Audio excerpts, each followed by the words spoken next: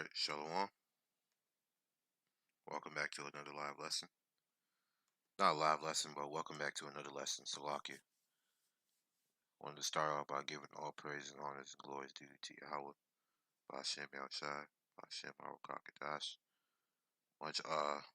Much praises to the Heavenly Father and His Son, and double honors to the elders and apostles of GMS. Tell us 100% truth going to the scriptures. And peace and salutation to the elect scattered around the four corners of the earth. The speckled bird, the Israelite foreigners. Much blessings on you. And to the aqua out there listening and learning, to you I say shalom as well. This is going to be a pretty long lesson. My earlier lesson that I put up, which I'm going to delete once this video is done, it had a few audio issues, which is unfortunate, man, because it was such a good lesson. I was going into it. But when I watched the video, I saw that it had a huge echo. I was like, oh, shit. It was pretty terrible, man. So I'm going to start it all over. I'm going to see if I can find out where I was before, but, you know, uh, the 12 tribes consist of these so-called Negroes, Latinos, Native, West Indians, Seminole Indians, okay? From Judah all the way down to so-called Mexicans, or Ishikar, I should say, from Judah all the way down to Ishikar, Negroes, West Indians, Haitians, Dominicans, Guatemalans upon the May, Puerto Rico, Cubans, Cubanos, North American Indians, Seminole Indians, Argentinians and Chileans, Colombians to Uruguayans, you know, Colombia, Uruguay, Ecuador, Venezuela, uh, uh, Paraguay, all these countries over there in that southern part of America, okay? And then you got the tribe of Ishikar, the Mexicans. The name of the Heavenly Father is Yahweh, means He exists, okay? Ba'ashem means in the name, Shem means name, okay? And then Yahweh Shai in the Hebrew, okay? Yahweh Shai in the English, it means He is deliverer, okay? The deliverer of the nation of Israel, the Redeemer. Go ahead and get that scripture right there.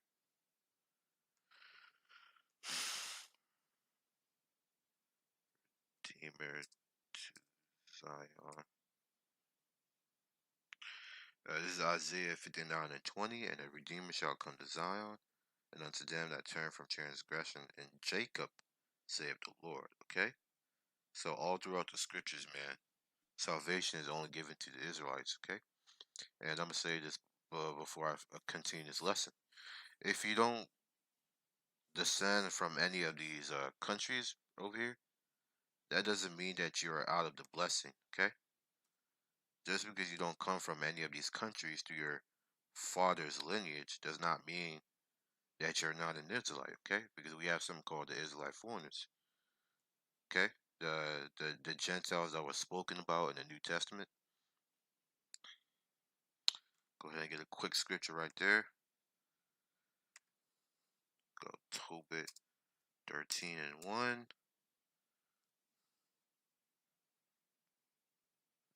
Can I just get King James Version?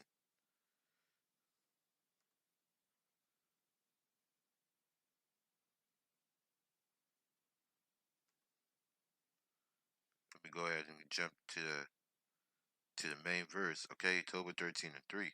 Confess him before the Gentiles, ye children of Israel, for he has scattered us among them, okay? I'm going to repeat it again. Confess him before the Gentiles, you children of Israel, for he has scattered us among them. Okay? So, an example of a scattered Israelite would be, let me show you an example. Italians. Italians, they are an example of Israelite foreigners. Okay? All different types. They come in all colors, man. You got some that are really, really dark that look like Arabs, man. That's because of the Moorish admixture. Like this guy, probably from southern Italy. You would think he's an Arab, an Arab. Same with this guy. You would think he's from the Middle East, but he's an Italian. That's because he has Morano. He has Negro blood in him. That Morano admixture. A famous Italian player, Andre Pirlo. Okay, you would think that he's from the Middle East as well. I'm gonna show you Sicilians,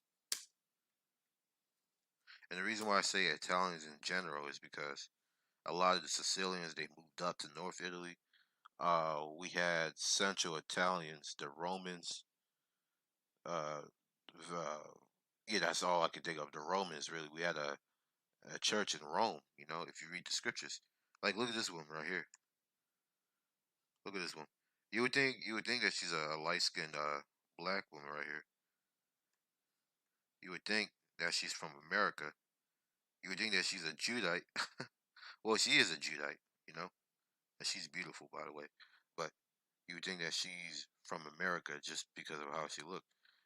She can literally go to America and the so-called black woman will start speaking English to her, man. They were mistaking her.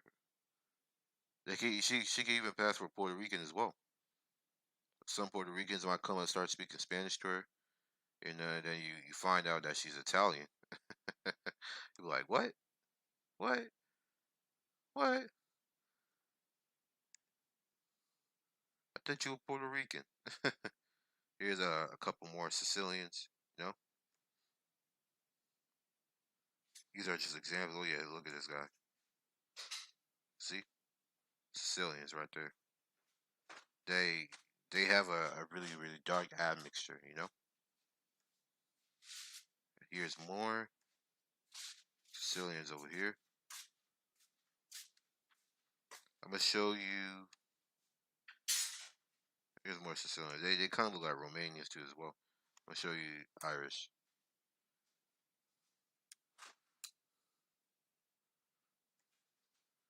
Let's do. Got the Irish as Jakes as well. Don't get mistaken for the pale skin. You know, Conor McGregor, a very famous Irish Jake. These are just examples, by the way. And yeah, you do have Edomites among them as well. You know, but the majority of them are Jakes, man, because scriptures say that though the children of Israel be as the sand of the sea. Go ahead and get that sand of the sea.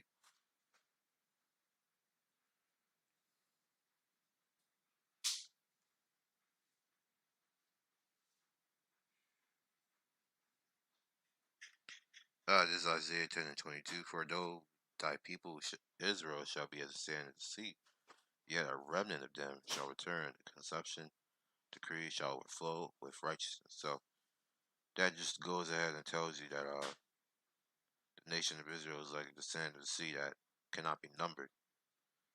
We'll go ahead and get Jeremiah 33 and 22. As the host of heaven cannot be numbered, the stars, the planets, neither the sand of the sea measured, so will I multiply the seed of David my servant, the Levites that minister unto me. Hosea 1 and 10, yet the number of the children of Israel shall be as the sand of the sea, which cannot be measured nor numbered. And it shall come to pass that in the place where it said unto them, ye are not my people, there should be said unto them that ye are the sons of the living power. Right?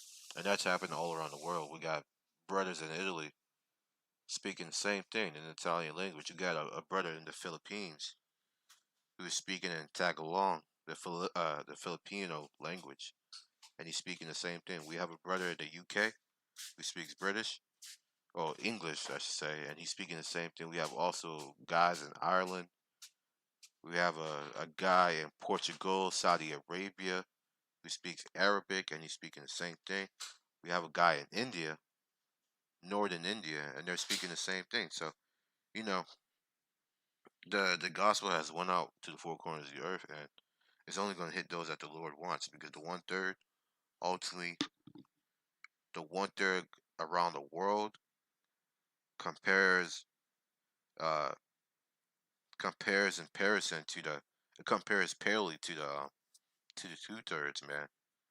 If the scripture said that the nation of Israel is as the sands of the sea, then you can only imagine how many 2/3 there are out there around the world.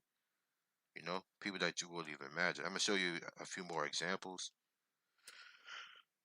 Uh, what's a good example? Let me show you people from Spain, Spanish people.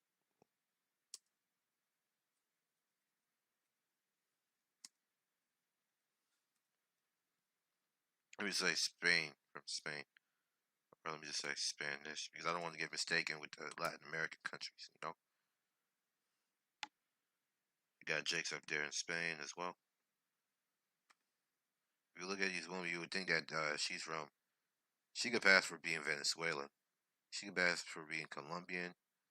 She could pass for being Mexican up there in North Mexican. Actually, these two are over here. You know, just a good example of Israelite foreigners. And it's not gonna be the whole of the lesson, but I have to get this point across. You would think this guy's from Latin America. You know, he could pass for one.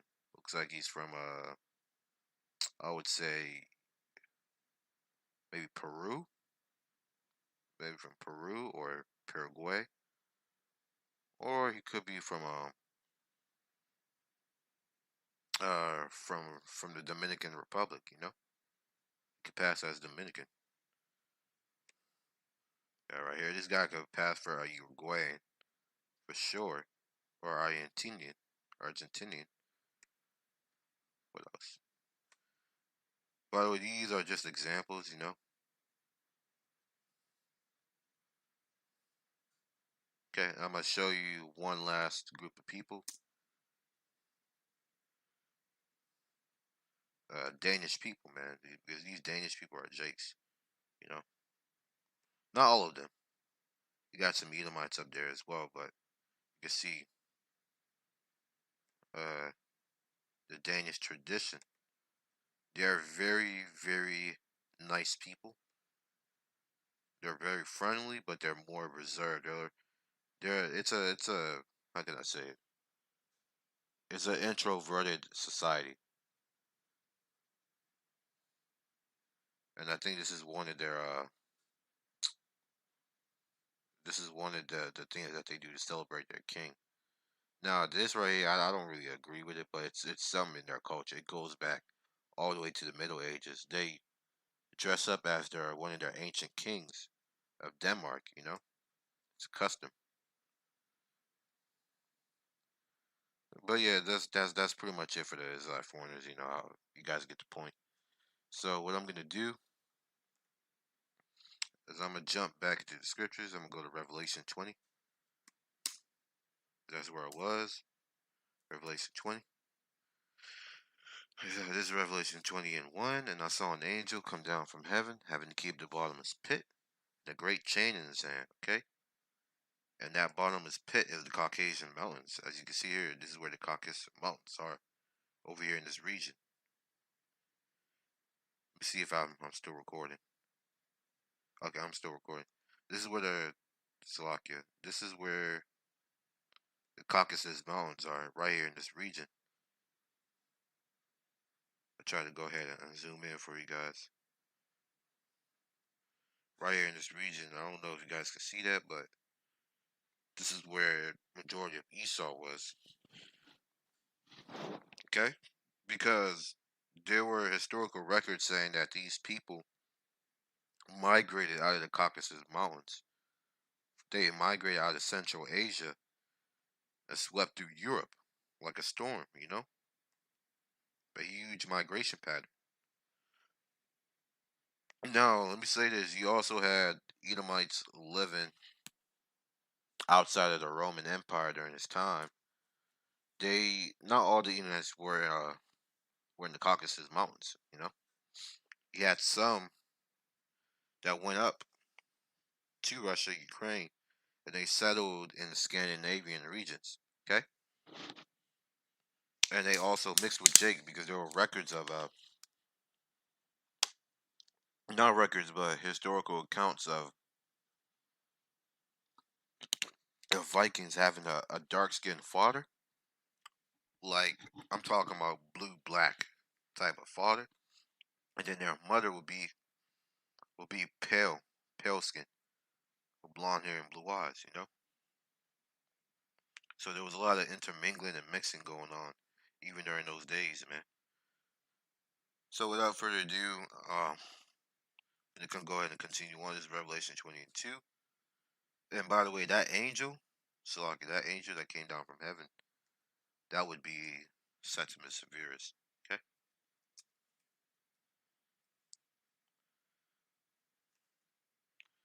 And as you can see, if you look at this picture, I mean, if you can't see that, that's a so-called black man and you're blind, man. Go ahead and look at this, the bronze statue. It's a so-called Negro right there. It's a Septimus Severus. Even before Septimus Severus, you had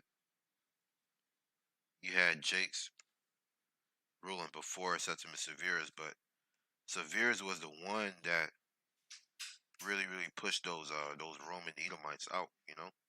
They fled. He was the one that pushed those Roman Edomites out.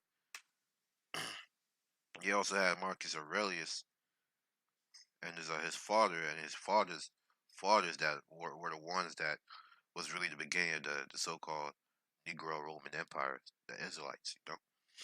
Continue on.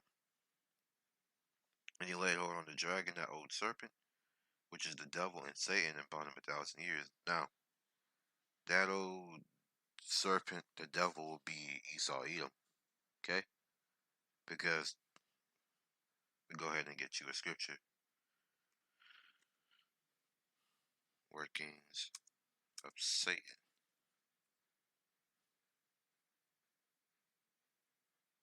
coming after the workings.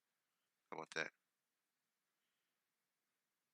Okay, so it is coming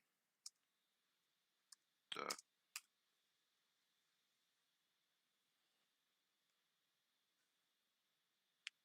yeah, this is second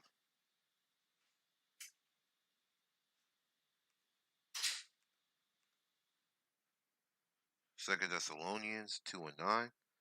Even him who's coming is after the working of Satan, with all power and signs and lying wonders.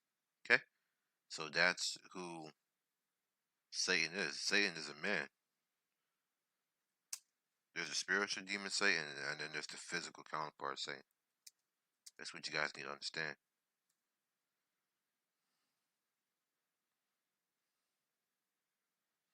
This is Isaiah 14:16.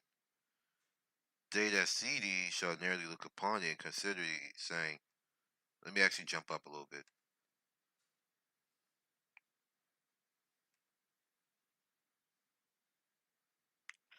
Jump up to the 12th verse. How art thou fallen from heaven, O Lucifer, son of the morning? How art thou cut down to the ground, which did weaken the nations? Okay? That right there is a point. So when people say, oh no, Satan's a man, they really don't know what they're talking about, man. Well, I mean, Salaka, when they say Satan is a spiritual demon Satan, they don't really know what they're talking about because there's a physical counterpart of Satan. You gotta understand that, man. There's a physical counterpart of Satan on the earth right now, as we're speaking, roaming around the earth, roaming around the earth, doing their wickedness. Uh, Jumping down, for thou said in thy heart, I will ascend into heaven, and I will exalt my throne above the stars of the Most High. I will sit upon the mount of the congregation, in the sides of the north. I will ascend above the heights of the clouds. I will be like the Most High. That happened during the Renaissance, and they did that during, I believe, the space landing was in 1960s. I could be wrong. Um, it wasn't really a moon landing, but they did have space stations that they took up there to the atmosphere. The the moon landing was fake, by the way. I hope you guys know it's a hoax. But what the scriptures talking about saying that they ascend up to the heavens, it's talking about their spaceships. You know, they're not their spaceships. They're satellites. Yeah. I will ascend above the heights of the cloud. I will be like the Most High. Yet thou shalt be brought down to hell to the sides of the pit.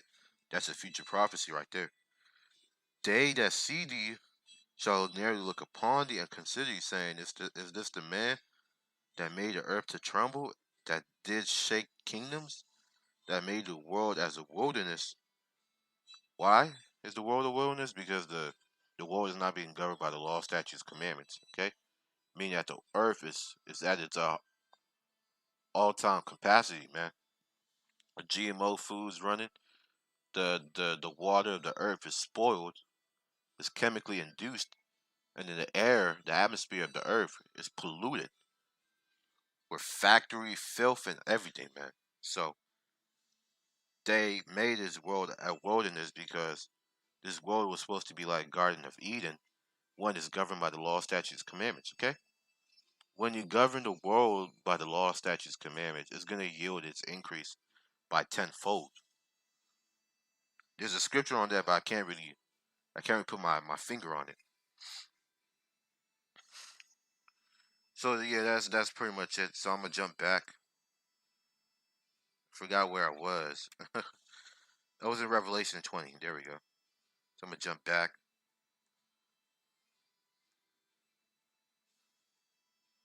Hopefully this lesson is edifying though. And he laid hold upon the dragon, the devil, the old serpent, which is the devil, and Satan, and bound him 1,000 years. That 1,000 years was the Dark Ages, the rulership, the Byzantine Empire, the Western Roman Empire, which fell in 400 A.D. And I believe that was the ending of the Severus dynasty, or I could be wrong. And that was the start of another Israelite rulership. We took over Rome by the 400 A.D. Not even by 100 A.D. Even up to 80 A.D. we were ruling Rome. Okay, we were the top officials of Rome. So by 400 AD, Jake was all over in Rome. You know, we took over the Roman Empire, and the Eastern Empire and the Western Roman Empire they split. The East was the Byzantine, and the West stayed as the West, and later turned into the Holy Roman Empire. Okay,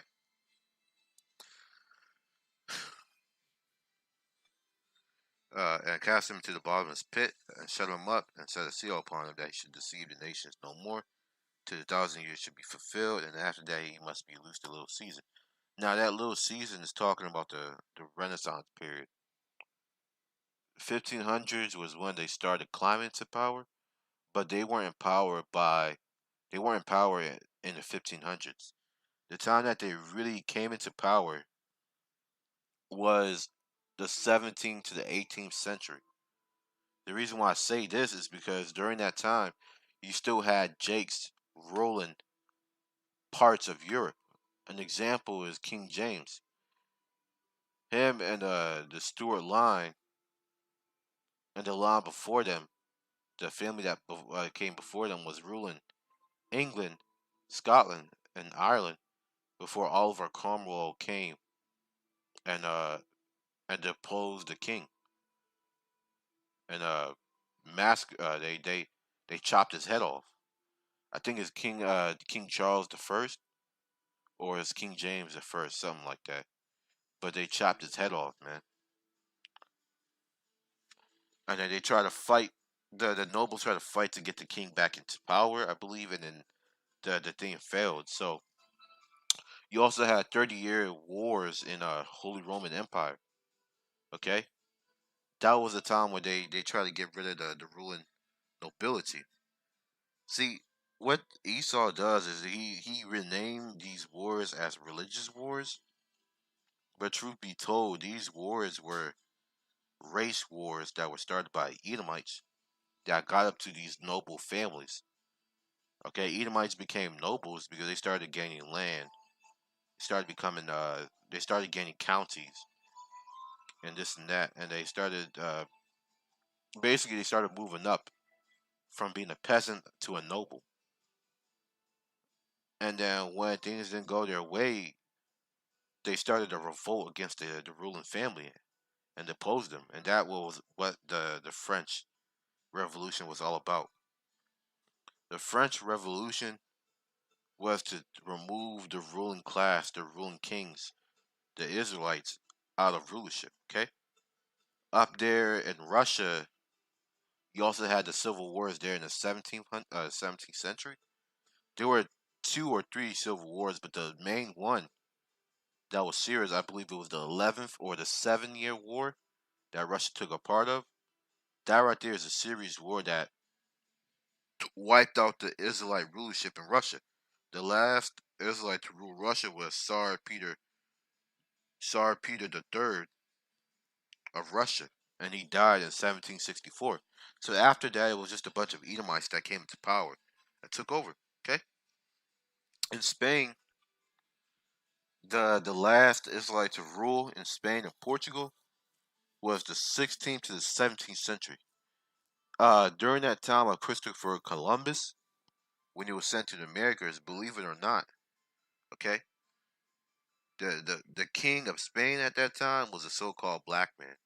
Okay, was a so-called black man, and there was a thing where noble families started painting their face white in order to avoid being killed by the peasants. Man, I'm gonna show you. I'm gonna show you proof of that.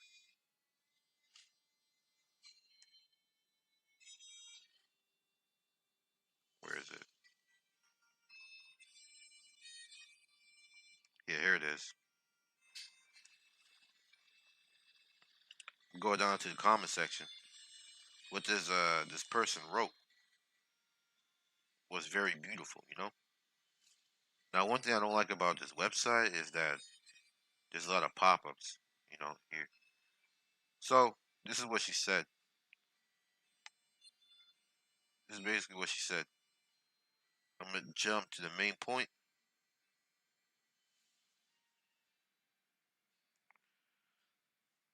It is well known Queen Victoria's grandmother and King George III wife was a black woman.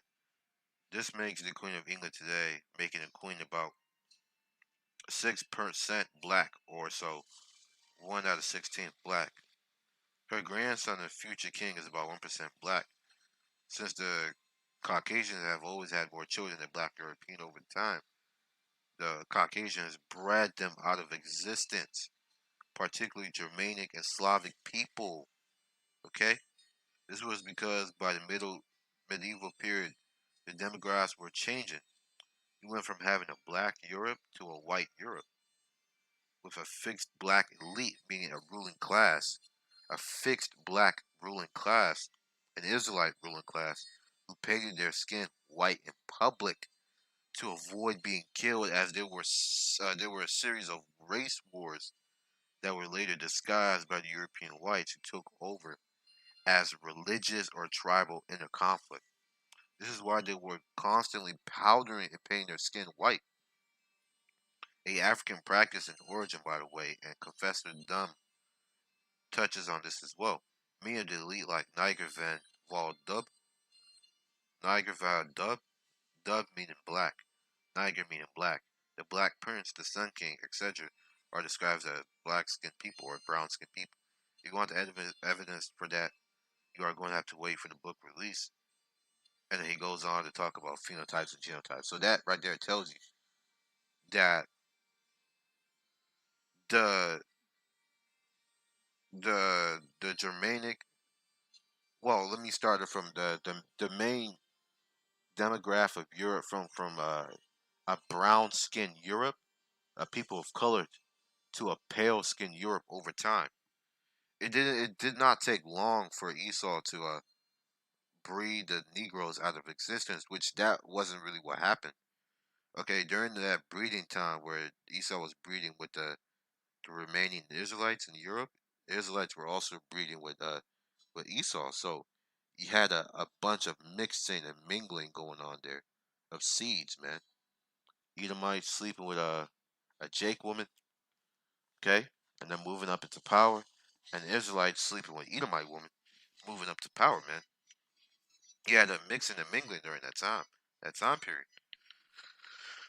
And the ones that really got mixed the most was really the Slavic people because they're closer to the Caucasus Mountains, where Esau came out of those caves. So it makes sense that more Caucasians mixed with those brown skinned Slavic people than compared to the rest of Europe, like Spain and Portugal, where not a lot of Caucasians made it to that part of the land.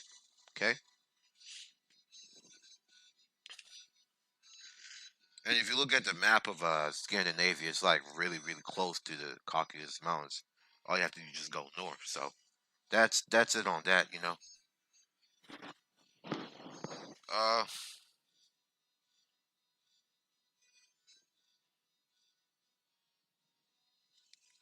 I think that's pretty much it on that. What I'm gonna do,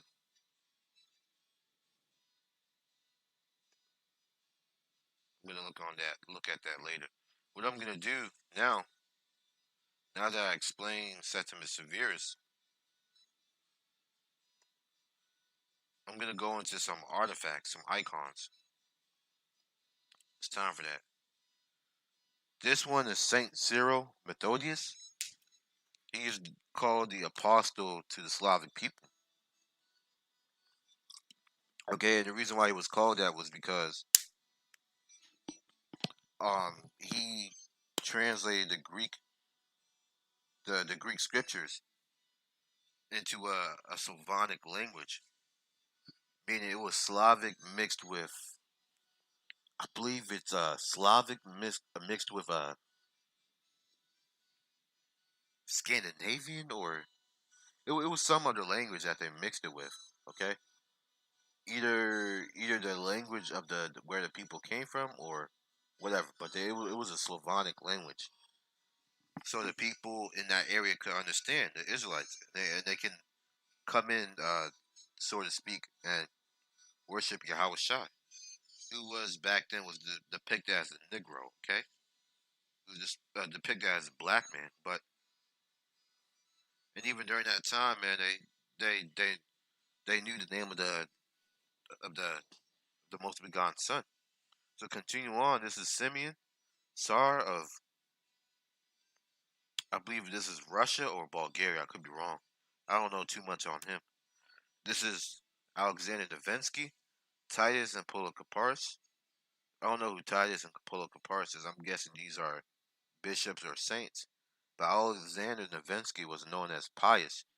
He was a very devoted man to the faith. Okay, he was a prince of Novgorod, either Novgorod or Kievan Rus, because the capital of that town was changed and Russia was going through a plenty of crisis. During that time period. More icons of him. More icons of him. These are more icons. This is a picture of him in black and white. You could clearly tell that this dude's a Negro, man. Look at the hair. Look at the hair. I could tell you. I could call 5 to 10 people that have that exact same hair that are Negroes, man. Negroes speak, man. Look at his beard, man. That's a so-called Negro right there. Continue on. Yeah. Saint Grand Prince, the pious Alexander Davinsky. This is Svatoslav the Brave. You can see that they kind of they look. It looks like they chipped his nose. I don't know how to say it, man. And this right here, down here, if you look, this is a whitewashed version. This is fake. This is a fake version of how he looked like. But Svatoslav the Brave, you can see clearly that his face is darker than the rest of the coin. They didn't darken his beard, but they damn sure darkened his face. Okay, probably because his beard was, yeah, he had a white beard, but they darkened his face. That shows you that he's so-called black. And you can look at the nose too, which that's not really a hint because there are thousands of Negroes. I mean, millions that have not even mixed with any other race that have, uh, so to speak, Jewish noses, man. So we come in different types of genotypes, man. All different kinds of physical traits. Another statue of him. Now I don't know if this is real or forged, because Esau actually created a lot of statues to make them look more European. You know, I don't know if this is the original statue because you can tell. And look how the statue is in pristine shape. No rotting, no nothing, no bordering. The material looks perfectly fine. I mean, it's crazy. This is Apostle Matthew. He's a big guy. Apostle Matthew from the scriptures. I believe this is Apostle Paul. No, this is not Apostle Paul. This is Apostle Peter. This has to be Peter.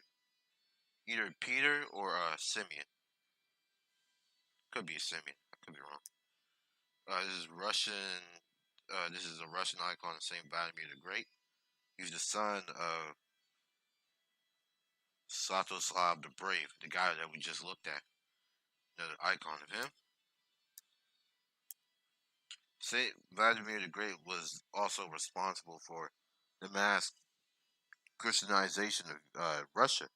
His mother started building churches and was the first one to introduce it, but she was being resisted by one. Her son was a pagan. Okay, the guy was a pagan up until the last few years of his life when he wanted to marry the Byzantine empress. Um, I could be wrong. He converted to Christianity, but he was never serious about it. You know, he still reared back to his pagan ways, so he used it as leverage, which is Jake anyway. You know,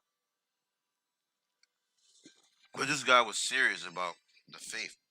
You know, and he ordered everyone in Russia to come down and be baptized. Lucky enough, this guy wasn't met with any resistance because everybody wanted to come down and be baptized. He wasn't met with he wasn't met with resistance from the people. Vladimir the Great. This is Ivan the Terrible, who is Moscow travel guide. Ivan the Terrible. He's the last of the Rurikid dynasty, by the way. This is another picture of him. Fyodor Ivanovich. Ivan the Terrible. This is Rurik. You can kind of see he has chinky eyes, you know, the long ass mustache, that little beard right here. That's Rurik, the founder of the Kievan Rus. This is Vladimir the Holy Prince. Saint Vladimir and the sons who were murdered and Satoplak, the accursed, killed his two sons, which is that's the curses right there, man. The curses were in full effect. That dude was a demon. He murdered two of his brothers for power. That's crazy. This is Igor. I believe this is Oleg. Oleg.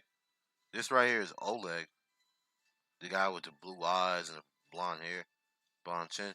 They whitenized this picture because if you go to the next picture, he had white hair. Now this could be when he was older, who knows? But this is uh this is Oleg the Prophet, as they call him, and this is Igor, the little baby prince. All right, and Igor is the father of Svatoslav, the Brave. By the way, this is Oleg. Another picture of Vladimir. This is Igor Svatoslavich. This is a different Igor. He came in the 11th to the 12th century, if I'm not mistaken. Another statue of Grand Svatoslavich. This is another icon of Saint Cyril the Methodius. More icons. Princess Olga. Okay. The important thing about Princess Olga was she was the one for main responsible and the first person to bring Christianity into Russia. Slovakia, give me a second.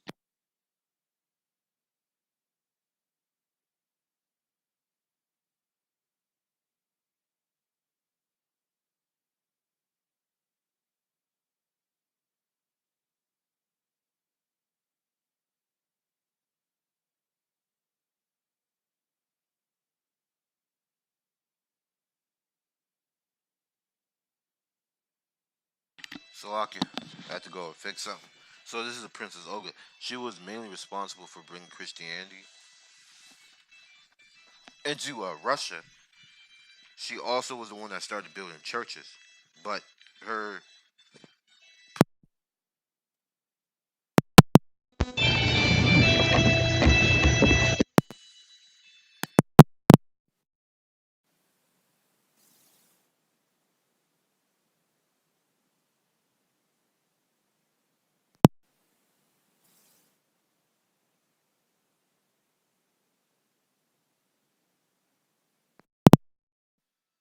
Slovakia. I don't know why the thing cut like that, but this is Princess Olga. She was responsible for bringing Christianity. She also murdered her husband's killer. She ended up being a widow, and she murdered and slaughtered all her husband's killer and the whole tribe. Burned them down in the village. She's pretty badass. This is Igor, Saint Igor, the second of Kiev. This is a different Igor. I believe he came in the 12th or the 13th century. Don't quote me on that. Prophet Elijah, Elias,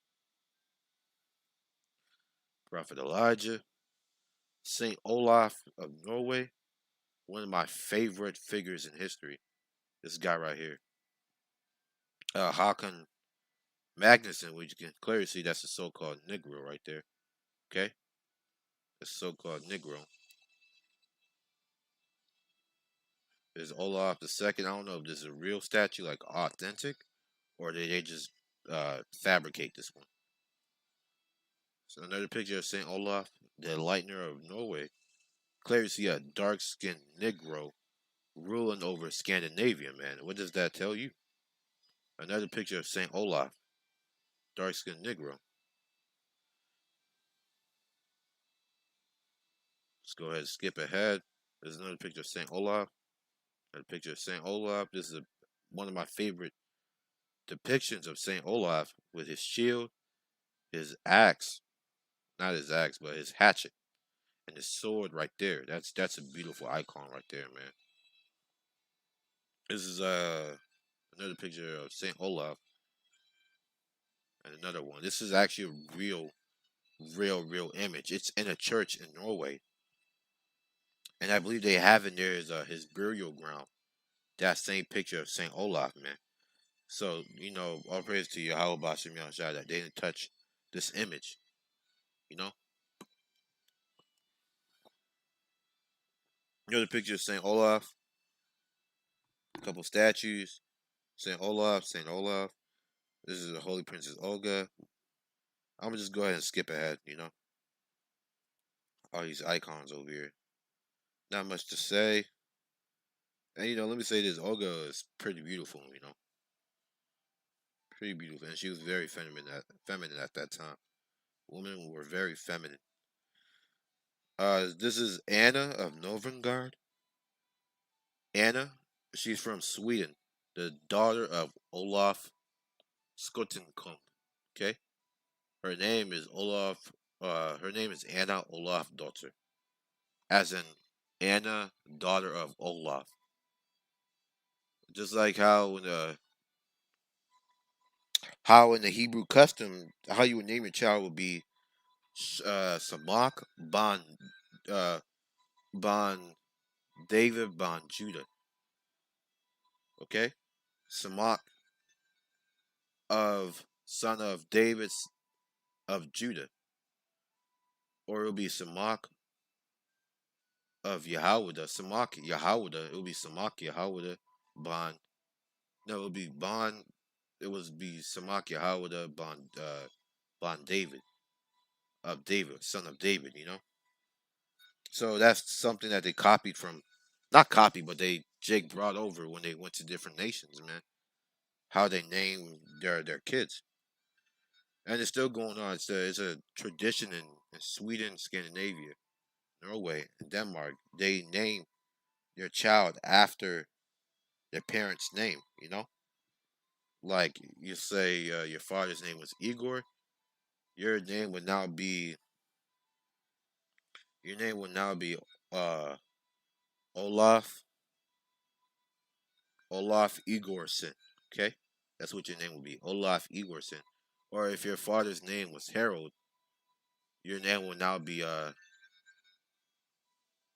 Oleg Haroldson, the son of Harold. Just a friendly reminder. This is Saint Vladimir, her grandson, and this is Saint Olga. The two people who are responsible for Christianizing Russia. Vladimir also established links with Byzantine Empire as well. Another picture of Olga. This is Yaroslav the Wise. Pretty cool guy. You guys can go ahead and take pictures of this. Yaroslav Mudry, Prince of Rostov. This is different Yaroslav. Get clear to see he looks like an Egyptian. This is Igor the Brave. I believe this is the Igor that was the father of what's it called? What's his face? Igor, the father of Svatoslav the Brave. This is Yaroslav the Brave, another picture. Olga. There are a lot of pictures of Olga. This is Saint Vladimir's mass baptism of Russia. He decided to make an icon of it. You know, he had all the saints, the nobles, the people of the church. They got Jake just jumping in the water, being baptized. This is I believe this is the Byzantine Empire, with Vladimir sending an ambassador to the Byzantine Emperor. This is a albino saint, a Jake who looked like a so-called Edomite. So that right there is a perfect example of Jakes who had leprosy and they were ruling. Okay, not that they're Edomites or anything, but they're still Jakes, man. They just came out light skinned, probably from intermingling and mixing. This is Constantine the Great, beautiful icon of him. This is Maria or Saint Helena. That's Saint Helena. This is Peter III of Russia, as I was talking about. This is King Boris the First of Bulgaria. You know, the Bulgarian Empire. I believe he was one of the first kings, either the first, second, or the third king to rule over Bulgaria. Okay, the first royal kings. This is Peter the First, king of Bulgaria, son of Simeon the First. This is King Stephen Uros of Serbia, died in the 13th century. Okay, this is Boris First of Bulgaria. Another picture, Saint Boris. Bulgarian-Serbian wars when Jake was fighting against each other. This is Boris again. Another picture of him is all scratched up. They messed it up. This is Boris being baptized. This is Tsar Boris again. Boris again. Saint Boris again. I think these are just re-images of resurfaces of images. This Saint John Vladimir, Prince of Bulgaria, by the way. I don't know what time period he lived in or reigned. Simeon of Bulgaria. But let me say something. You can hardly find icons of Simeon that are not whitewashed because this guy right here, he was very, very, very light skinned. I mean, like he has pigmentation, but he was like very light skinned. You know. This is Saint Simeon. I'm not sure if that's Saint Simeon of Bulgaria. I could be wrong. This is Ingrid Olaf daughter. Okay, so this was the woman I was talking about. Ingrid, or AKA known as Anna. Anna Ingrid Olaf's daughter of Sweden. She was married off to the Russian Empire, Kievan Rus. I forgot who married her. I believe it's Vladimir or Vladimir's son, or Svatoslav the Brave. I could be wrong. I don't know who married her, but she's from the House of Sweden. This is another picture of her. Pretty cool. Anna of Novgorod.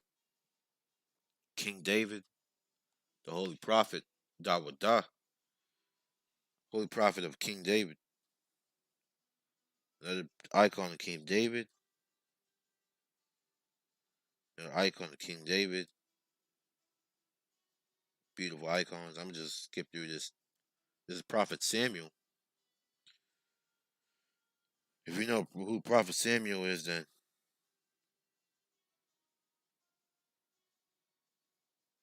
I don't know what to tell you.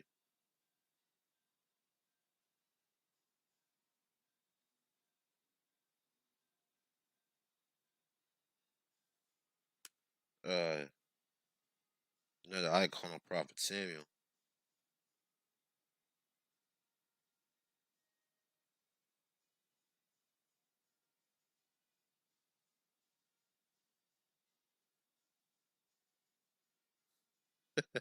Salakia.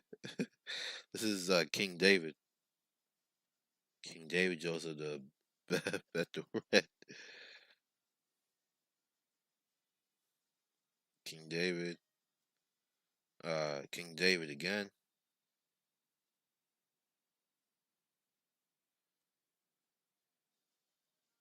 King David. Prophet Samuel. This is Saint Magnus of Orkney. I believe this is Norway or Denmark or England. I could be wrong. But I believe this guy's he's Danish though. He has to be of Scandinavian origin. This is Saint Magnus again. Edward the Confessor. William the Conqueror, as you can clearly see in his white and black image of William the Conqueror. If you look closely at his hair over here, you can clearly see that's a woolly hair right there. He has woolly hair. Look at that. He has woolly hair. This is King Albert of Sweden. He looks like somebody I know. Like this face is so familiar. It's like I knew this guy personally, man. This guy would be like mixed, so-called mixed, you know. Probably probably had the Edomite mother and the Edomite grandmother. He came out looking light skinned. This is Albert again. I believe this is him right here with with the crown, and this is the Pope. This is Anna Jacob, a fake coin. They make him with a big nose, pointy nose. That's fake. This is Roger the Second of the Norman, King of Sicily and Africa. This guy right here is one of my favorite historical people in the scriptures, man. Not in the scriptures, but in history. He's one of my favorite. How can I say it? One of my favorite historical figures. That guy right there.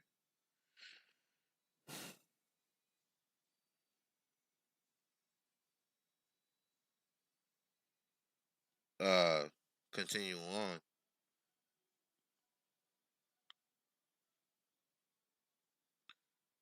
Edward the Confessor. Another picture of Edward the Confessor.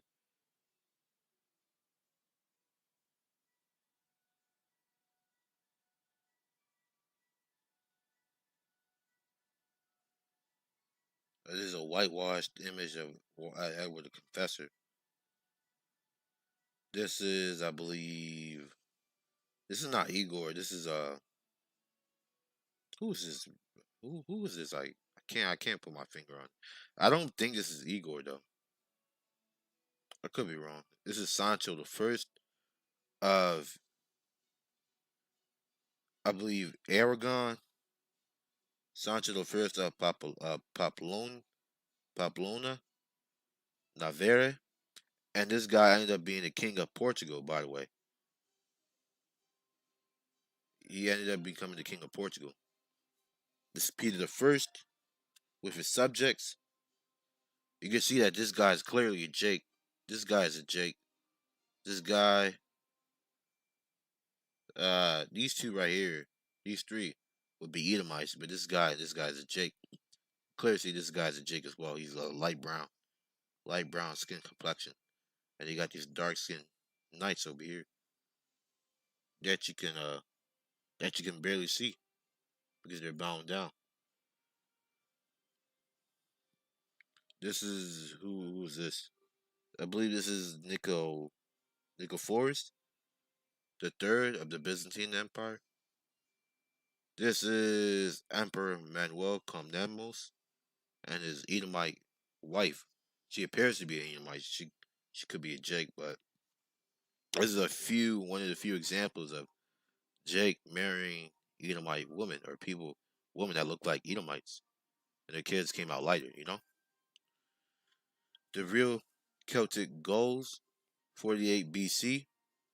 Okay, so-called Negroes, and we're gonna get into the Celts later on. This is Margaret of Austria, 15th century. Philibert II of Savoy, 15th century. Elector Frederick III, Wise of Saxony, House of Wotton. Okay, and I believe this guy was in Germany. This Pope Eugene IV, born in Venice, Italy. Who's this guy? This is Francesco the second or fourth of Gonzago, the ruler of the Italian city of Mantua. Can you see that this guy's a light-skinned Negro? Pretty brown skin. Going on, continue on. This is can't really see who this is. This is Albrecht von. I'm not even gonna spell that, but this is Albert of Prussia, first Duke of the Duchy of Prussia. Pretty interesting. And this woman, Dorothea, was the Princess of Denmark and Duchess of Prussia. She was the daughter of King Frederick I of Denmark and Anna of Brandenburg. She married Duke Albert of Prussia. Okay, so that tells you right there that Negroes were still ruling in Denmark. Moving on. Can I?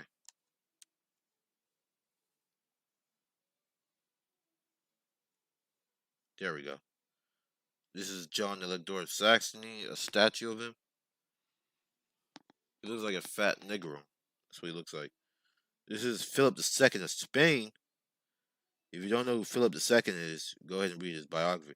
Philip was born in Valladolid, the son of Charles V of the Holy Roman Empire and his consort, Isabella of Portugal. During his reign, Spain was the foremost Western European power.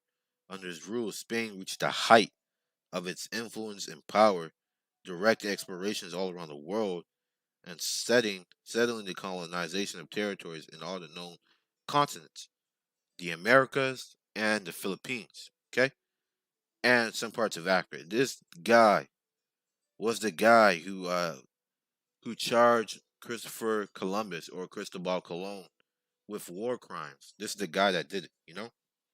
He is the one that took Cristobal Colon to court for his war crimes when he found out what Cristobal Colon was doing.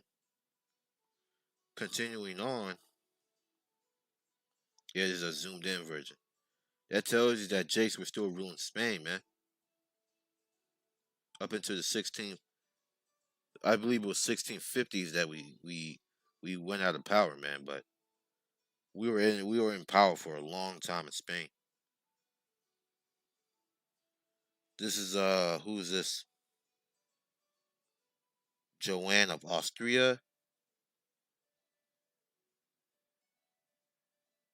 second daughter of the Holy Roman Empire, served as regent for Spain for her brother King Philip. That's pretty important. Moving on.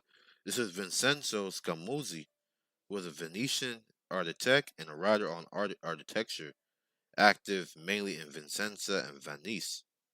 He was the most important figure there with Andrea Palladio.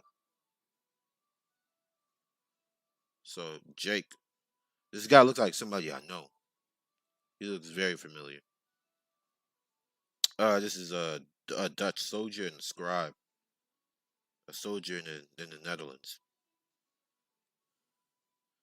I believe this is Leopold of who is this? Leopold, the Holy Roman Emperor Leopold the First, 1650 to 1705. And you can see he's rocking wavy hair with Negro lips and Negro noses, man. Which that doesn't really mean anything because lots of Jakes I know have slightly European features, and that's without mixing.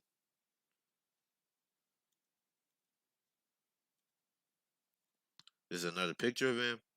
Yeah, you can see that this guy is a little bit of a homosexual, but the guy was very, very light skinned, Leopold the First. During that time, Jakes were just mingling and mingling with Esau. This is another one. The mulatto architect Gottfried Heinrich of Central Germany. So Jake there in Germany. This right here is a very important figure, Princess Charlotte Sophie, very beautiful German duchess. She was the son or the daughter of Franz Joseph, Duke of Saxe. Yeah, she's very beautiful. I can say that. Jake one right there. This was the last black European royalty.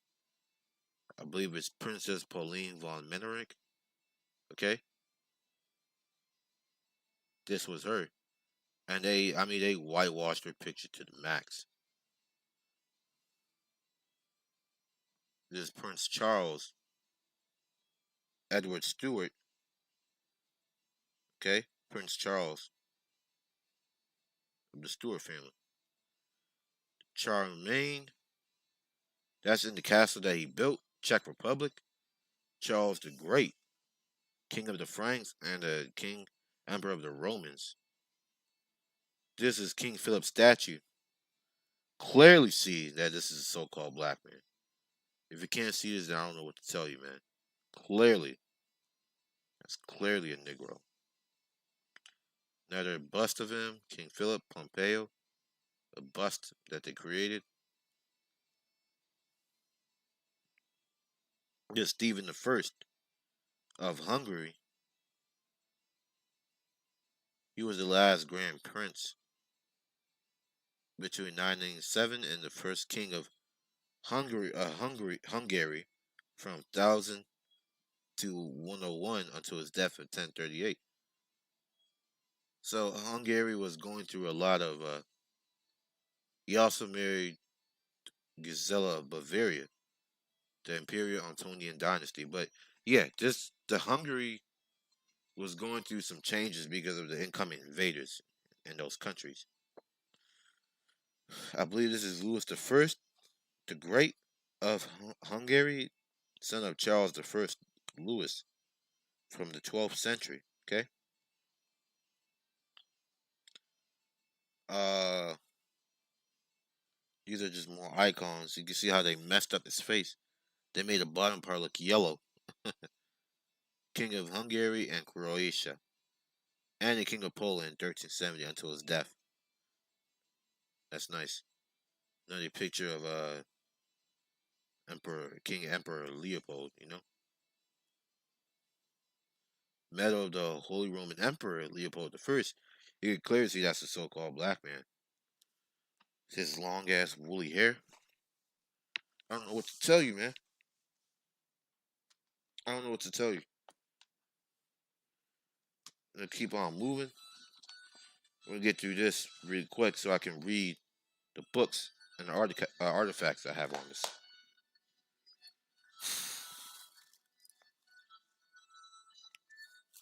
This is Julian Apostate, Emperor, 361 to 3. They knocked off his nose. And this is Roman Emperor Vitalis, 69 AD. So-called black man. Look at it. They knocked off his nose. This is Jeanne, Queen Joanne of Navarre. I believe Navarre is Spain. I could be wrong. Or France. Clearly a so-called black one. This is John Pelagios, the last reigning emperor of the Byzantine. The next to last, his brother, the or his son that came after him, was the last emperor.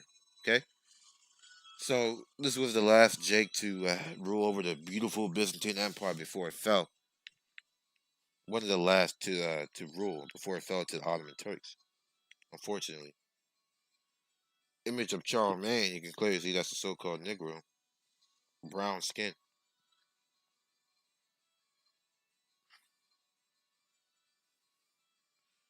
We already seen this icon. This is Sancho II of Portugal. Again, so-called black man. This is a Holy Roman Empire, Philip I. So this is the father of Philip II. Clear to see that this guy's a so-called Negro as well. If you can't see it, I don't know what to tell you, man. This guy looks like he looks like he could be Tyga, either Tyga or what's it called Steph Curry.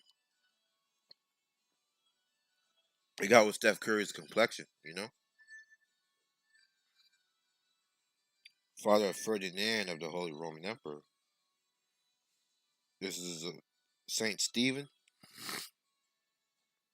I forgot where he's from. Saint Stephen of Hungary. There we go. This is Saint Stephen again as well. Saint Stephen, another icon. Saint Stephen of Hungary.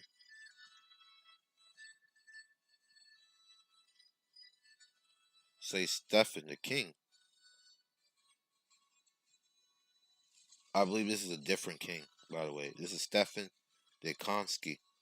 I believe he's king of Croatia.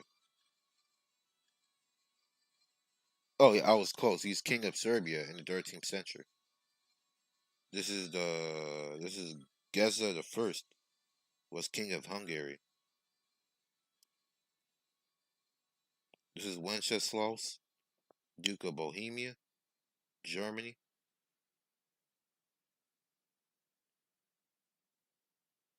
Wenceslaus, the Holy King. Another picture of him. This guy was a sodomite. He had homosexual relations with his page, man. This dude had a male lover. But he was known as the good king because he came out and gave gifts to the poor and needy, the peasants. They loved him.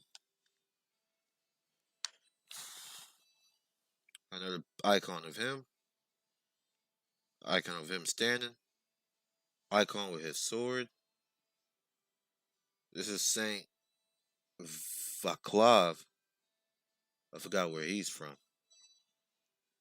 Wenceslaus again. This is Saint Ludmila of Bohemia from the Czech Republic. Okay? She's born to a Slavic prince, Slavic boar of Czech Republic, I believe. Very interesting. This is Wenceslaus again. Wenceslaus. This is Duke of Bohemia. I forgot who this is. I think this is Wenceslaus, or I could be wrong. This is Charles IV. You can see that Jake up there in the face, and in his hands they whitewashed it. Charles IV, his statue, again, so-called Negro. Dude had wavy hair. This is Sigismund. Beautiful, beautiful, beautiful statue of him. You can tell that's a black man right there, just from the facial features. This is Peter I, the Great of Russia. Basil II, the Macedonian.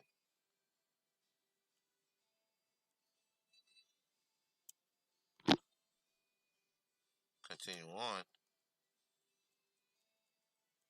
And I think that's it, you know. Let me check.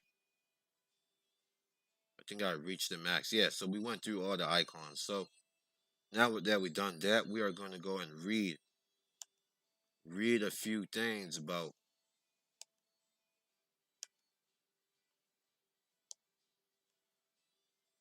go ahead and read a few things. The first thing I'm gonna do is I'm gonna read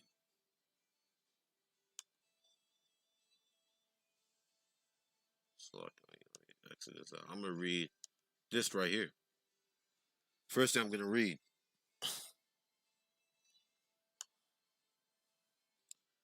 This is from AfricaSource.com. The Black Moors, the Black Vikings, and the Black Danes, compiled by Invasion 2012, May 2009.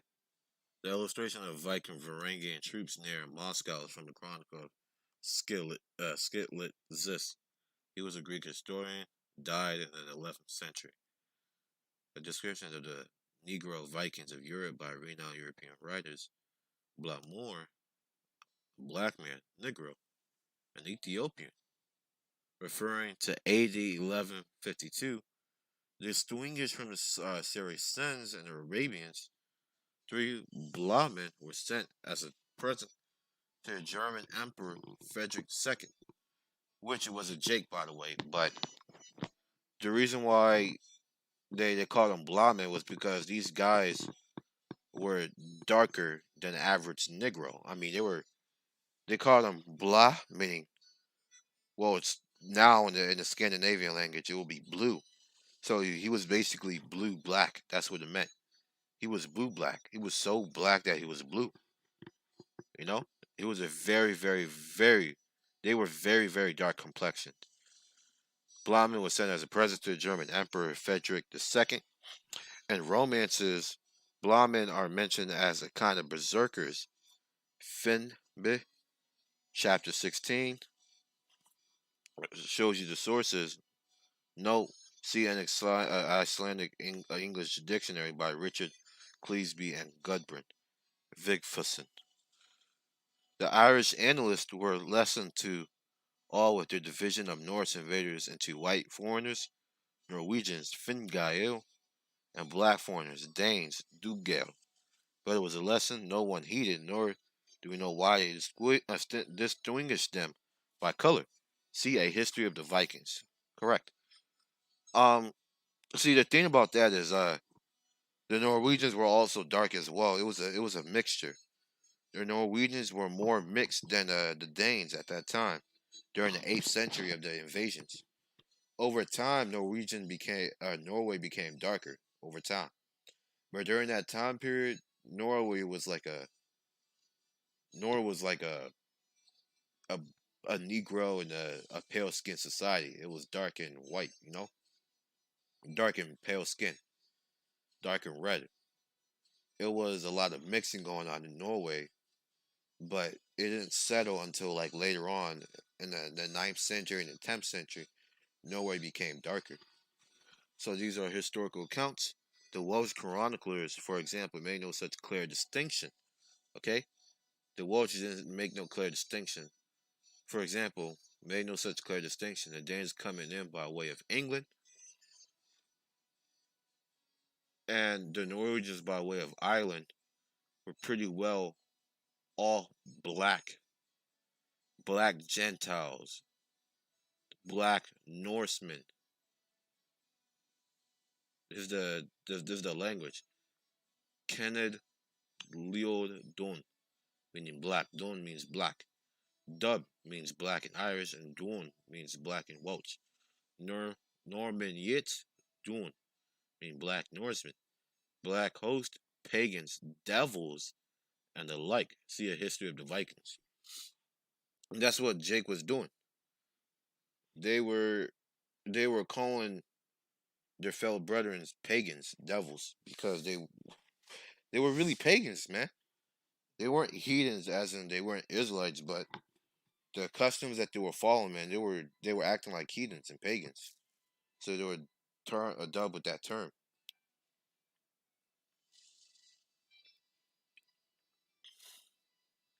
Continuing on, this is Prince of Maine. I actually have this book. We're gonna read the account. Prince of Maine Moore was accompanied by his father Ikaif and his two sons Brizo and Amleth. Ikaid Macrun, known in English simply as Ikaid, was king of the Picts, which Picts means tattooed or painted, because Jake at that time were tattooing themselves, so they got branded with that name, tattooed.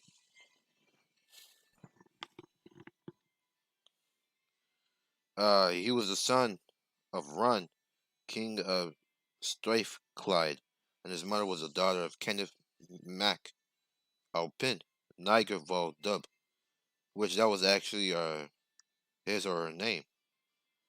These are turning hither. This is an account of a raid. These are turning hither to our shore like Kells, ringstags, ships. with long sail yards, many shields, shaven oars, a noble sea levy, merry warriors. 15 companions are coming ashore, but out on Sung there is lie even 7,000 more. There lie here in the dock of cliff boats, surf deer, ships, swords black and gold adorned, meaning they had gold in their teeth and their ears. They were all adorned in gold. This is by far the most of their host, by Helg Lay, 197-206, Sea Scandinavian Britain. And this is a saga. There was a man, hight Thorfinn. He married Freydis, a natural daughter of Eric the Red. He went also with them, and Thorvald, the son of Eric, and Thorhall, who was called a hunter. He had long been with Eric and served him as a huntsman in summer and steward in winter. He was a large man and strong, black and like a giant, silent and foul-mouthed in his speech. He always egged on Eric to the worst. So yeah, Eric had two sons, Thorvald and Thorhall.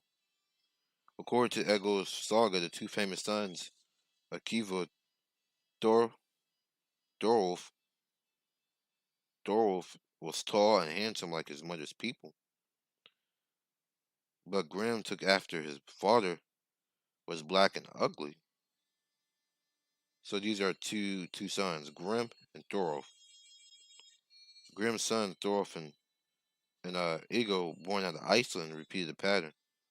Thorolf was the image of his uncle. So Grim also had children.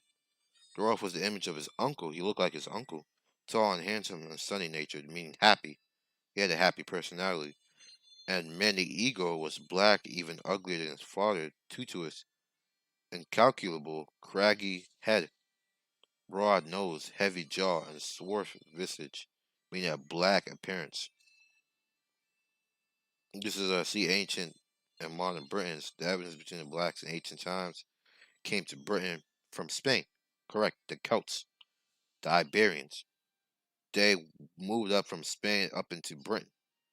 Because if you look at the map of Spain and Britain, is a small passage, man. It's very short to go from Spain to Britain. So it's very easy for Jake to make those passages, into the Isles, the British Isles. Felix came to Britain from Spain. Felix, Arabia, Egypt, Ethiopia, West Africa, India, Persia, and what is today called Denmark. The Negroes were builders, scientists, masters of ocean travel, and inventors of letter, according to Higgins. Ancient and Modern Britons, Volume 1 by Mac Ritchie, which is a really, really good author. The Danes then were like Moors, black like them too. They were Picts, as more than one eminent writer has proved. The title of Grom Woolstein is not confined to Highland genealogies. It was the actual name of a grim old pagan Dane who ruled over Denmark. It meant dub. So the grim old pagan Dane was like the first of the Bluetooth dynasty, Gorm dynasty. He was the first. He was like the ancestor of Gorm the Old. If you guys know who Gorm the Old is. He's the father of Harold Bluetooth, which Harold Bluetooth is the father of Swain Forkbeard, and Swain Forkbeard is the father of Canute the Great. Okay, pretty simple right there, and that's in the volume 1. Okay, so now that we've seen that, we're gonna jump.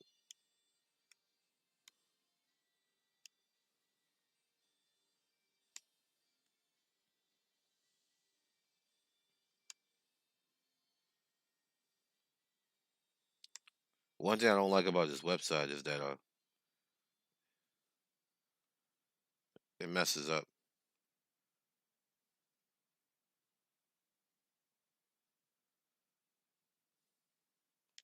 I mean, these weren't really black emperors, but okay.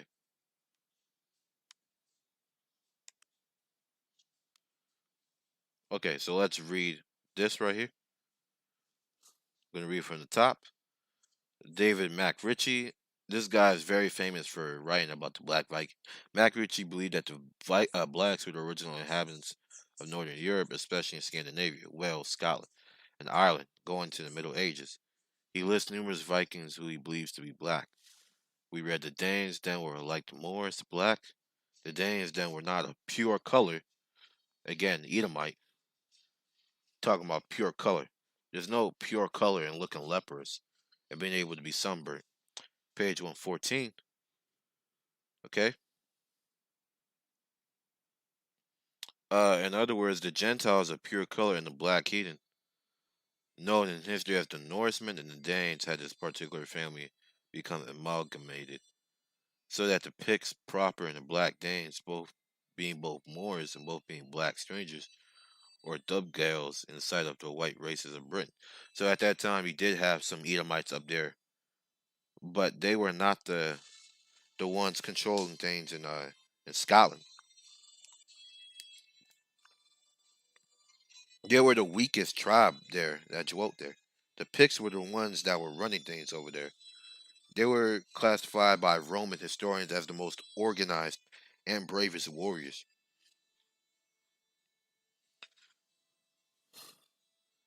For the black people, as we know, antedate the Danish branch of that stock by many centuries.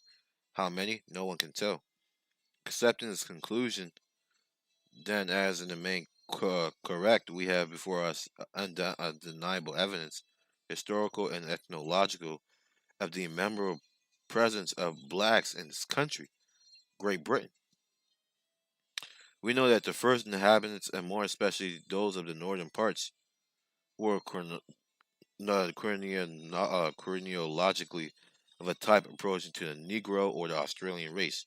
He's talking about the Aborigines. The black herds of Scots and Picts were all alike to British Gildas. Therefore, becomes evident that some race of Scandinavians must have been black Huns also, with physical characteristic approaching those of the Pictic Moors. So the Huns were also black as well. When we have Antilian the Hun, he was he could have been a Jake, but he had Mongolish features. From what I believe, he was a fat man who had Mongolish features, but he could have been a Jake who just been mixing with the Chinese people at that time. That the wild tribes of Ireland were black men is hinted by the fact that a wild Irishman is in Gaelic a black Irishman. Dub Irinak. Dub Irinak. Dub Irinak. And after some of the natives of Scotland, as well as of England, okay? So the natives of Scotland and England were of this race.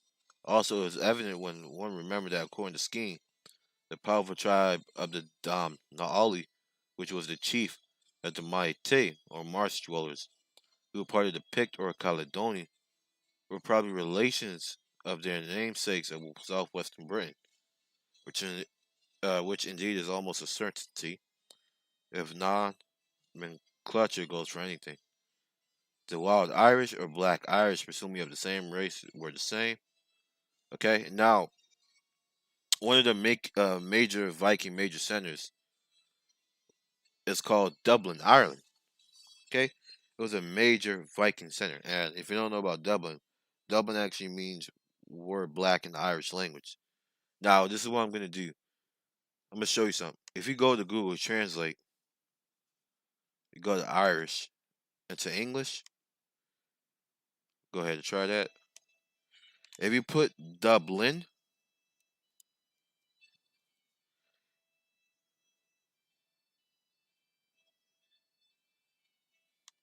yeah, translate from.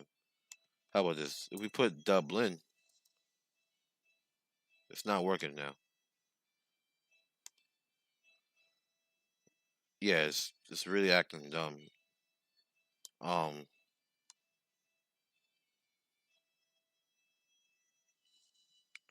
which by El Atakal See, Laif,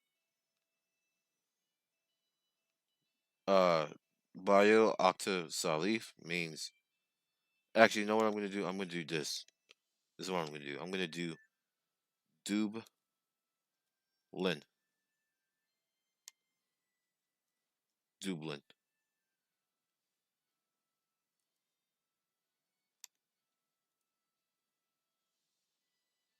I don't know why it's not working right now. That's weird.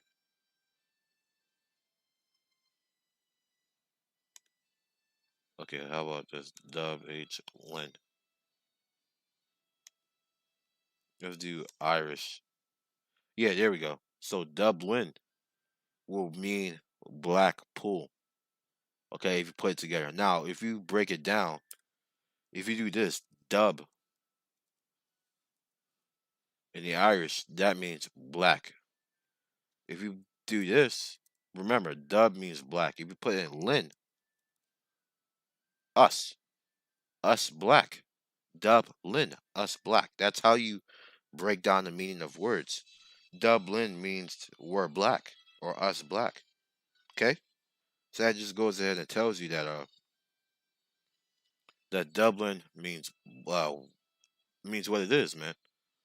The Vikings were Negroes, okay? And these are just more information. There were, yeah, this is no surprise. There were indeed white Vikings, yeah, of course. And those white Vikings were Jakes, but that just got mixed up well with those Edomite women, and it came out later throughout the generations. But majority of them were Negroes, man. You know, they were darker skinned. The Silures were the most ancient inhabitants of Britain. Volume 3, the Silures pressured South Wales and Western England, and their chief cities were Sacronia, Magna, Gabanim, and the capital city, Venta. The land of the Silures was only 30 miles from Ireland. That the Silures were black does not need to be questioned. As you can see here, they were described as short in stature, with brown complexions and black curled hair and dark eyes. In the second century, the Roman historian Pliny described the Britons' complexion as Ethiopian, meaning black. Okay, presence in early Europe and memoirs of the Celts and of the Gauls. Joseph Ariston gives his assessment regarding the Silurs' origin. The swarthy complexion of the Silurs and their hair, which is generally curled with their situation opposite to the coast of Spain, furnish ground to believe that the ancient Iberians have arrived from thence and take possession of the territory. Correct. That's where they came from. They came from Spain. From Spain, they moved up to North Europe. Then from Ireland, England, and Scotland, they moved up to Norway, to those Isles. Before that, the Jakes that were in Germany and France, they moved up to Denmark, and a lot of them moved from Denmark up to Norway and Sweden. That's how it went. That's how the migration patterns went. And we filled Europe, man. I mean, we filled Europe. The Steelers were the strongest and most organized state in Britain. They were considered one of the most bravest of the ancient British nations, and defended their countries and their liberty against the Romans. A new history of Great Britain from the invasion of Julius Caesar to the present time by Rev. John Adams. They are known to be stubbornly independent. Okay, and in the legend of King Arthur, he was the king of the Silures who held back the advances of the Saxons for a time. So it was likely that King Arthur, like Shakespeare, and the Black Prince and Nigerfall Dub was black as well. Correct. This is another quote from a book. Another group of blacks in the ancient British Isles were Picts. Another group of blacks in the ancient Isles were Picts. David McRitchie called the Picts Moors black, and then states that it was clear that the Steelers were Picts. So he's just saying that they were black. They both looked the same. The Picts are acknowledged as the earliest inhabitants of Scotland. They ruled Scotland for more than 500 years. The term Pict means painted or tattooed. Okay, that term was used by the Romans to describe the inhabitants of in the second century A.D. They called them tattooed people. The first document appearance of the term was in a work by Manius in 297 AD. They were the inhabitants of Highland of Scotland who lived in northern and eastern Scotland between 200 and 850 AD. The Highlanders are generally Joseph Ripton was quite specific about his description of these Highlanders. The Highlanders were generally diminutive with brown complexions and always with black curled hair and dark eyes. Okay, so that's pretty much it. You know, I could go ahead and beat a dead horse to get my point in, but there's no point of that. So you can see here, this is where they get the quote from, page 104.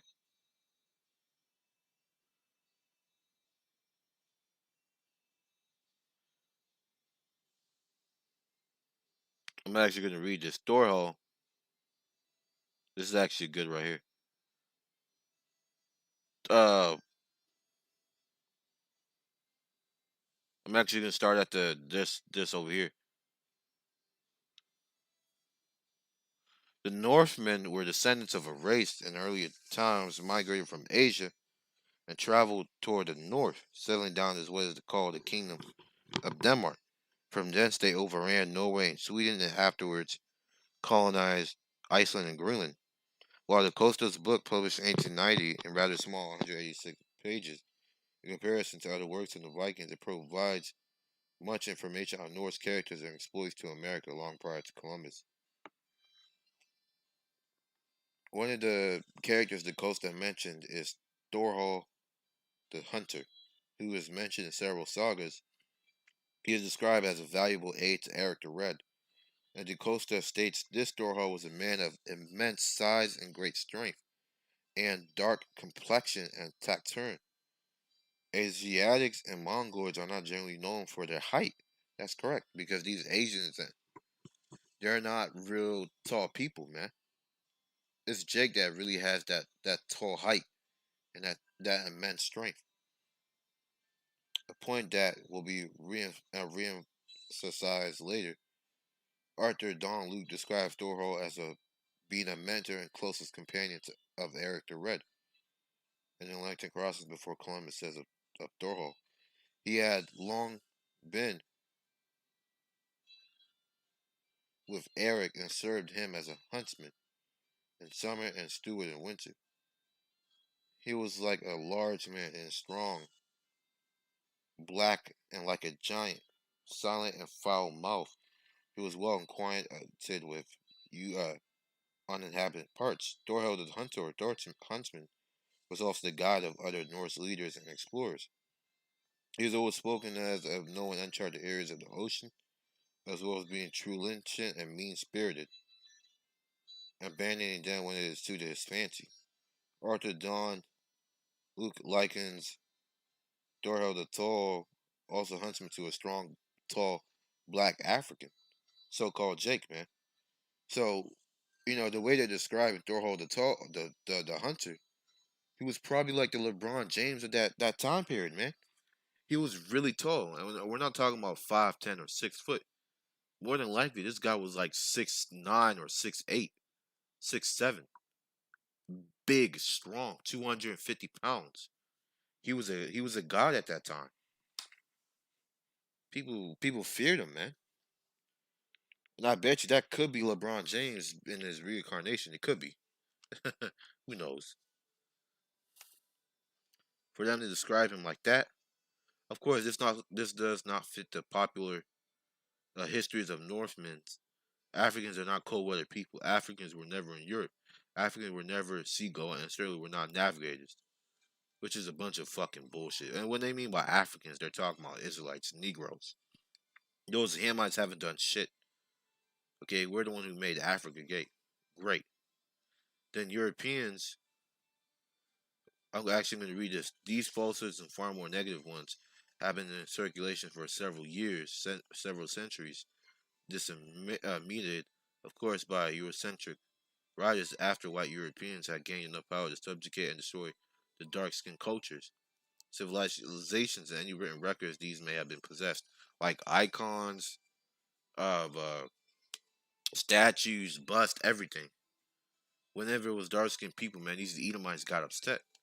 That Europeans wrote their own history and often claimed the achievements of dark skinned people as their own. Okay?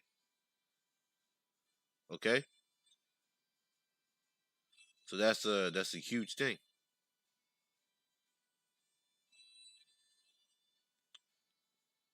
Now they go on to say that northern Germany was also a melting point for Africans and Asians for the millennium. We also need to realize that northern Europe had long been inhabited by black skinned people,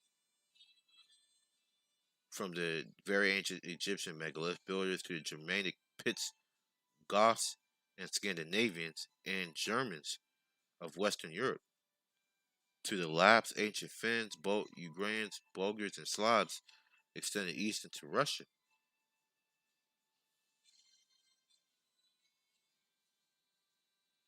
And then I'm gonna jump here. It says, although more easterly tribes had already begun intermingling with Caucasoids, steaming out of the Great White Forest. I think they're talking about the Caucasus Mountains. So over there in the east, man, they were more mixed than the west because Esau Esau was more prevalent in the east part of the world. Central Asia was a huge example. And he goes on to talk about the Greek Empire and then the northern Greece, yada yada yada.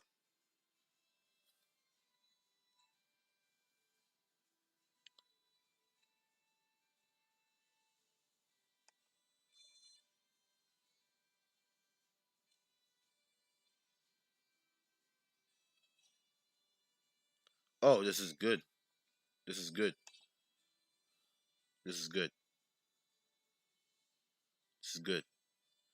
Uh, Egyptians or Ethiopians or other African as such peoples were prominent in the Trojan War. Homer's Iliad, which many of us read in middle or high school, in the abridged version perhaps mentioned blacks participating in the Trojan War, clearly indicating that some prominent percentage like Agamemnon was black skinned, were black skinned Greeks or Africans, something we'll return to much later. Yeah, exactly.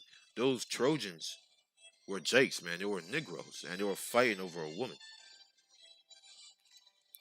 I forgot the story. Only two brothers fighting over a woman. But those Trojans over there were Jakes, man. They were Negroes. Okay? Dark skinned people. Alright. So I'm gonna continue on. And what he means by black skinned Greeks, he's either talking about Japheth or Israelites. But it was more than likely Israelites, you know?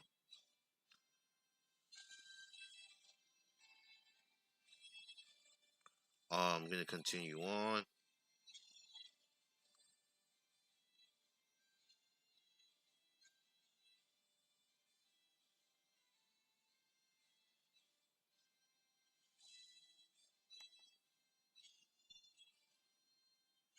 Let me see if there's more to look at. Anyways, I'm gonna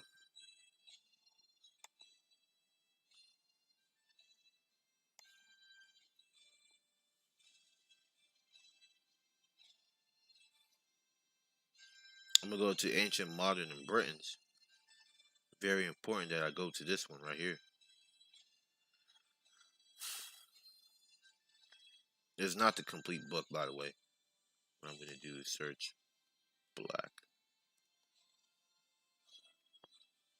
Sometimes take a while to load up.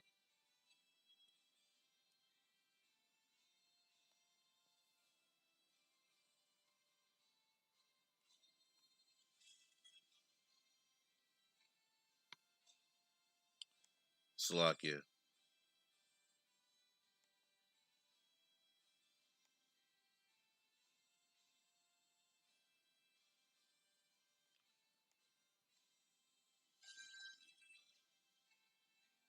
I have so many things I want to go into, but I think this lesson is getting way too long. I need to go ahead and cut it out.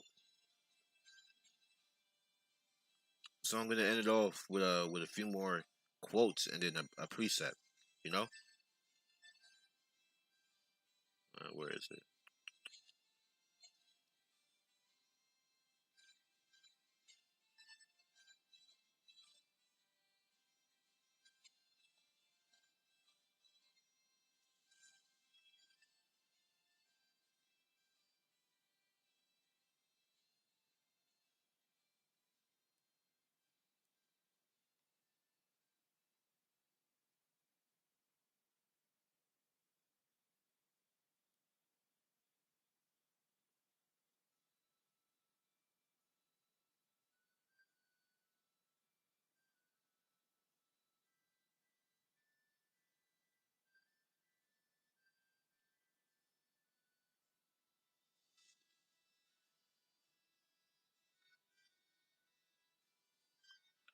Well, let me go ahead and type this in.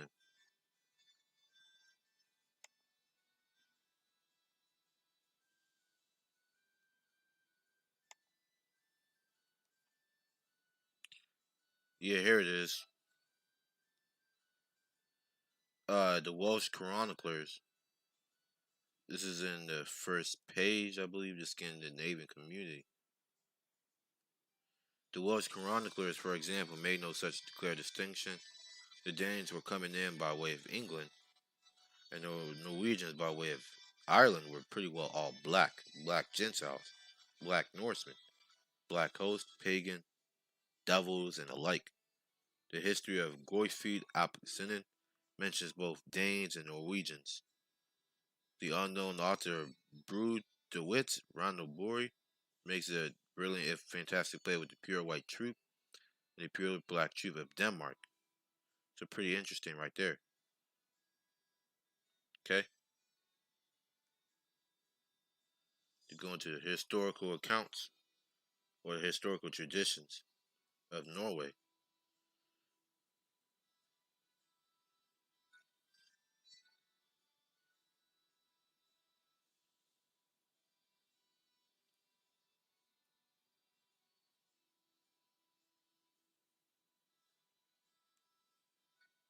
So I'm gonna go ahead and end it off with a few scriptures. I think this is enough.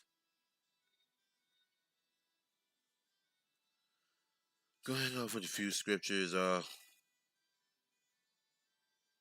Wow. Go ahead and get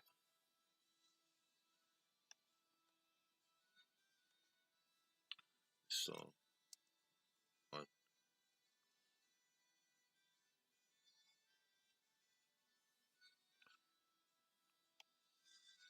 There's Jeremiah 49 verse 1.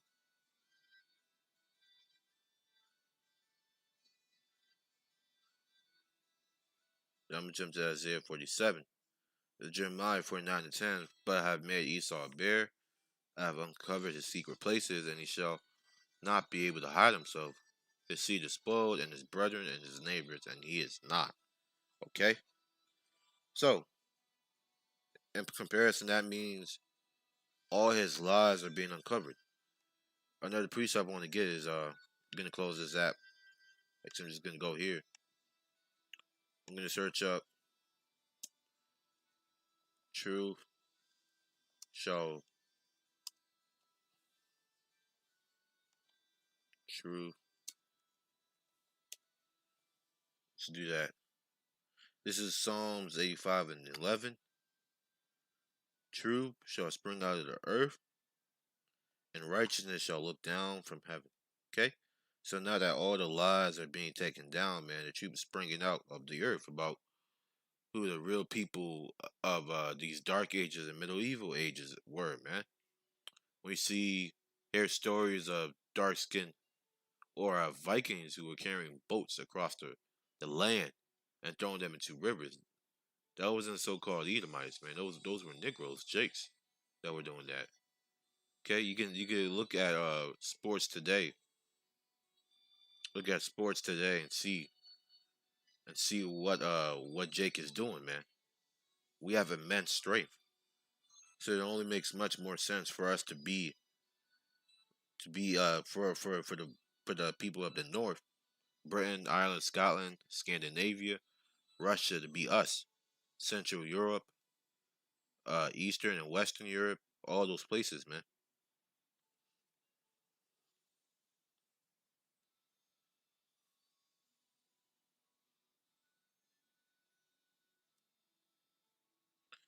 So I'm gonna go ahead and get a few more scriptures, and I'm gonna close this lesson. Hopefully, this lesson was edifying.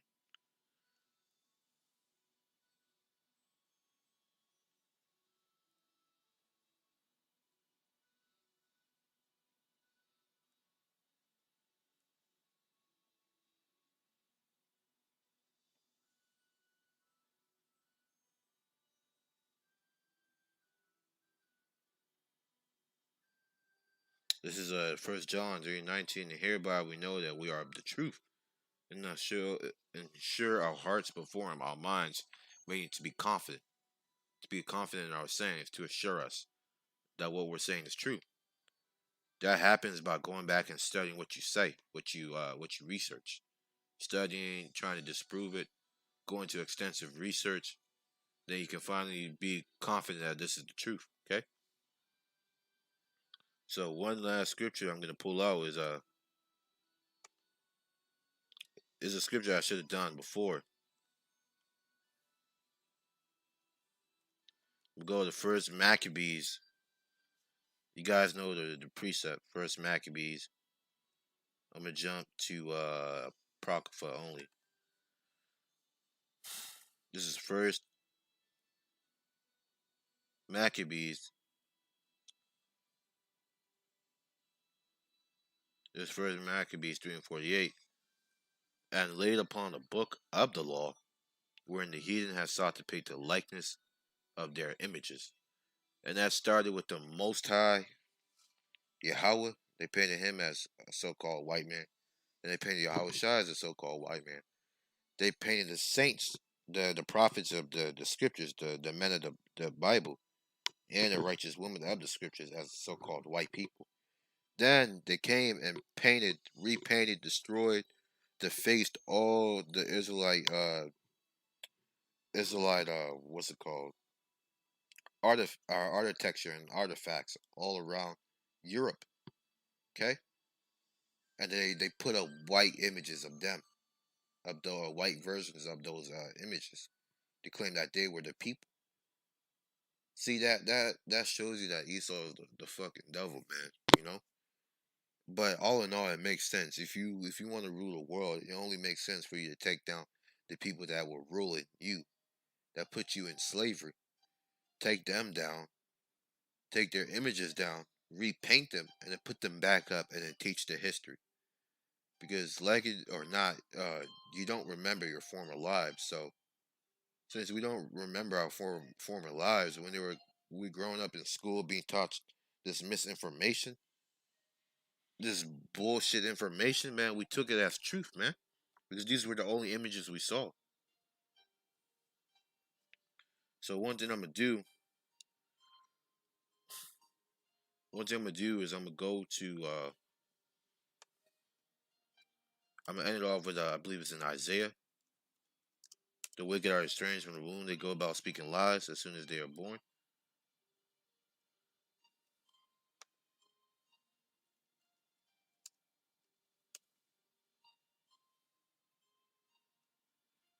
Yeah, this is Psalms 58:3. Okay,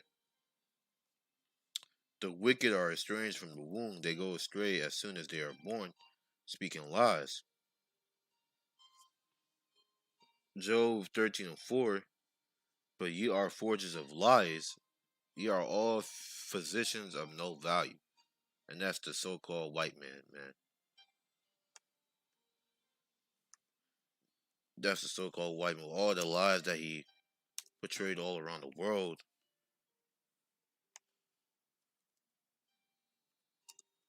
portraying us as so-called Edomites, man. Portraying the Most High as so-called Edomite. Where's the scripture? I'm looking for after him as a thief. Yeah, here it is. Job 36 and 5. View of the whole chapter. This is one of my favorite chapters. We start at Job 30 and 1. But now that they are younger than I, have had me in derision.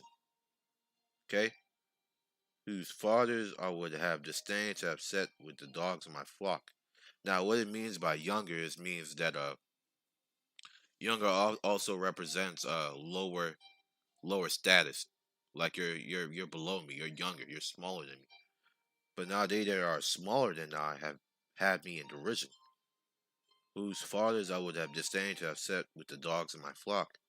Yea, whereto might the strength of their hands profit me, and in whom old age was perished. For want and famine they were solitary, fleeing into the wilderness in former time, desolate and waste, who cut up mallows by the bushes and juniper roots for their meat. Okay? This scripture right here, Job chapter 30, is one of my favorite scriptures right here because Job describes what was Esau was doing to a T. They were driven forth from among men. They cried after them as a thief, as after a thief, to dwell on the cliffs of the valleys, in caves of the earth, and in the rocks. Among the bushes they brayed. Under the nettles they were gathered together.